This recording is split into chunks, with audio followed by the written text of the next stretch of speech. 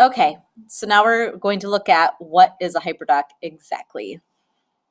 So a hyperdoc is a digital document, think Google Doc, Google Slides, that type of thing, where all components of a learning cycle have been pulled together into one central hub.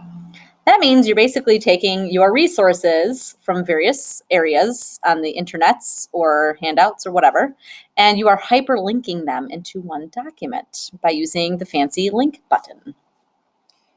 And when we say resources, we mean providing a choice of websites or newsletter articles or anything like that. YouTube videos. Yeah, videos, TED Talks, the whole gamut of just awesomeness. So choice is what we're talking about.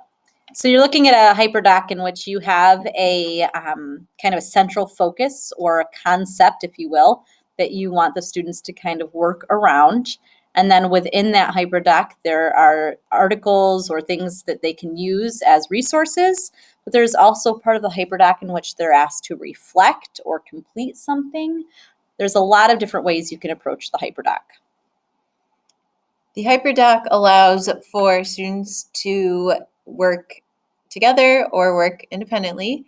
But what makes them so much fun is the choice that you provide students and the personal imprint you want to put on the hyperdoc, and the way students engage with the hyperdoc and with each other makes the hyperdoc really successful for a teaching tool.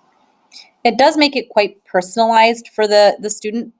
We talk a lot about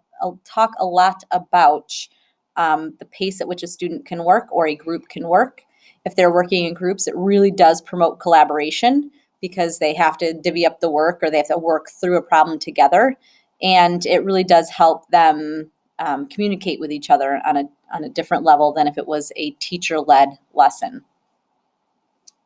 In addition, hyperdocs allow for differentiation within your classes for students who are kind of at the different levels that they're at. So a hyperdoc, because students will be working through it on their devices, no one needs to know that their hyperdoc is slightly altered or that you've given different choices for resources and student learning outcomes.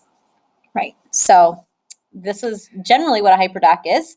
If you have any questions, you can contact us.